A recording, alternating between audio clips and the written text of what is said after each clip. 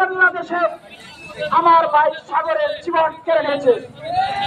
সেই পর্যন্ত শত শহীদ সাগর ভাইয়ের বিচার বাংলার বুকে না হবে ততদিন পর্যন্ত আমাদের সংগ্রাম চলবে। প্রিয় ভাইয়েরা, আমার কথা দীর্ঘায়িত করবো না, কথা একটাই, সকল হত্যার বিচার চাই। কথা একটাই, সকল হত্যার বিচার চাই। দাঁড়াও